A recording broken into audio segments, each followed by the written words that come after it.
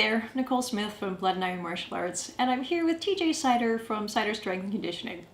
And we'd like to comment on some of the nonsense that's been going around the internet regarding women and strength and sword fighting. You know, I'm just shocked that we're still doing this. Yeah. When it comes to athletics, you know, one of the things that shocks me about people making these blanket statements is, okay, well, women can't fight with a sword. 0 women can fight with a sword. First of all, he can't fight with a sword. And maybe he can. I know nothing about the guy. But it still shocks me that people are willing to make these statements that are completely out of context. If you have no relevant knowledge about a sport or about whatever it is that you're doing, you can't comment on that. You're better off just to go, I actually have no idea if that's capable or not, but it seems unfeasible. Okay, fine. At least you could forgive him for his ignorance. Mm-hmm. But to make a comment like that just drives me nuts. I get the what you're talking about, that I get the impression that he's maybe not completely informed about sword fighting when he starts making reference to swords weighing 5 to 10 pounds. So your average longsword is nowhere near that. So maybe he's a little out of his element. Yeah, if you're going to have a 10-pound sword, you better have a guy that's my size or bigger swinging it. And even then, I can tell you right now, after swinging what does my sword weigh, 4 pounds? Yep.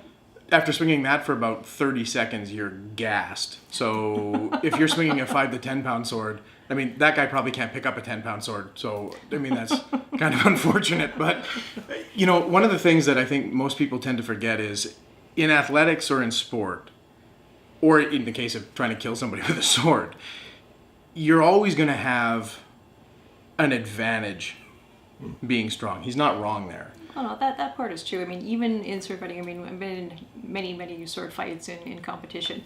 If there is a skill disparity, yeah, it's a lot easier. But once that skill disparity starts to narrow, strength does play a role. Absolutely. Sure it does. And you can get away with things when you're stronger. But it doesn't eliminate the fact that all else being equal, a high skill in a sport where you're using an implement can really affect that in ways that most people don't understand, especially when you're dealing with a sharp implement.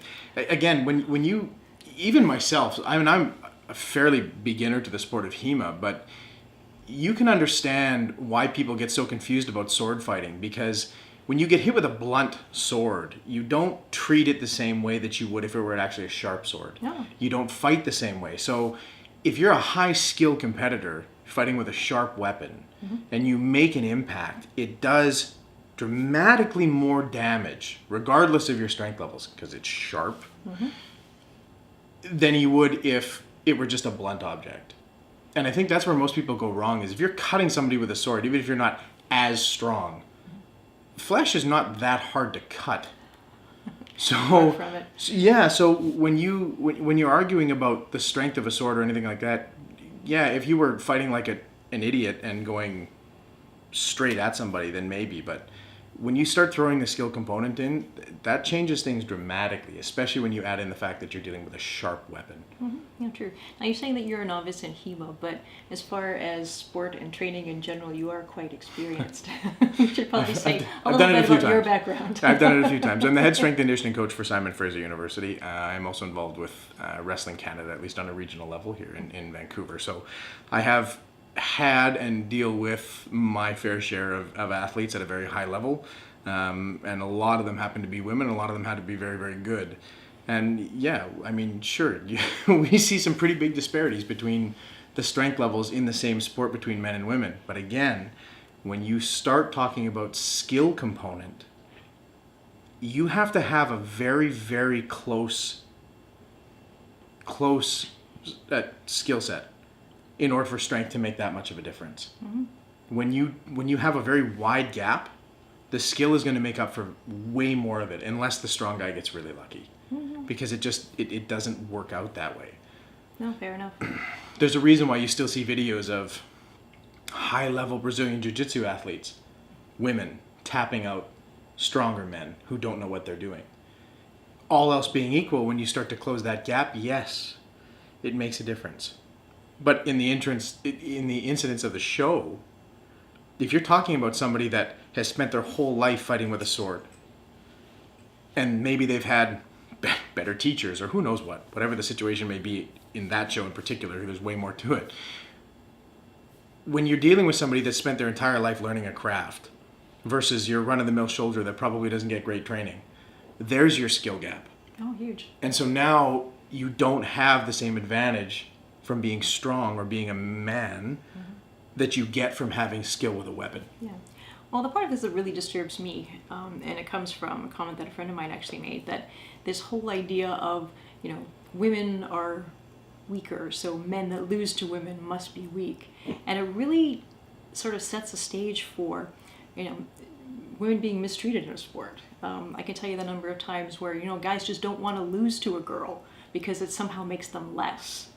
And that just, like I said, it makes things a little more dangerous for us, especially in the HEMA world where, the revenge blow comes in. That's a really, really nasty thing that we have to deal with. Yeah, I can appreciate that. Having lost to a few, I can appreciate that. Yeah, of course, there's an anger component. How many times have I hit you with a sword? I don't know. Yeah, we're not going to go into that either. but the reality is, you're not wrong. I mean, when you're dealing, especially in a sport, yeah, there's a frustration component, and it's embarrassing to lose. Okay, but if your ego can't handle that, then you shouldn't be there. Then you shouldn't be there. That's true. Or, go play with boys and just smack each other around with swords and don't learn anything. That's fine too. But and it totally disregards the amount of training and effort and everything that women put in to get to that skill level. I mean, we do need to have skill in order to beat stronger guys. Yeah, and again, I'm not particularly experienced with HEMA. But one of the things that I've noticed is the one advantage that strength gives me is I can get away with things that I shouldn't. I can make defensive movements that would normally get annihilated with somebody else. So I do have advantages. In fact, I think on the Blood and Iron channel, you guys have a couple of videos where you illustrate very, very clearly that something went wrong, and just because an athlete was stronger, they got away with it. Okay, so there's obviously an advantage there, but it doesn't outweigh the skill level. You're only going to get away with things. You're not going to make a lot of stuff happen. A lot of times it actually becomes a hindrance because you start to rely on it, myself in particular. Okay, I'm not a weak human. So when I decide that I'm going to get angry or I'm frustrated because I can't do something, I will often resort to that, which sometimes works in my favor. More often than not, a skilled opponent just finds a way to punish me. That's true. If you throw too much into it, then we can sometimes use that to our advantage. Yeah, exactly. Overcommit to something is just as bad as... And again, you're dealing with an implement. It's different than dealing with a force-on-force contact. And again, if you still think sword fighting is throwing cuts into each other the whole time like a lightsaber duel, it's not. You are redirecting force more often than not. And again, when you're not taking the full force of somebody else's object, the strength is not as critical as you think it is. And you understand very, very quickly when somebody like me throws a cut at somebody like you, or we have women athletes that are significantly smaller and significantly weaker, and they can still redirect that without a whole lot of effort. That's true. As long as they're skilled enough to do so. If they're not, then my strength makes an even bigger difference. But yeah, so that whole argument of women can't fight with swords, I don't buy it. No, me neither. And I've experienced it. So they can. And they're pretty good at it. So in regards to women with swords, Mr. Klavan, if you would like to learn a little bit more, well, I'm available at Blood and Iron Martial Arts, and I'd be happy to teach you a few lessons. And if you'd like to get to the point where you look stronger than some of the women that I train, then you can look me up too.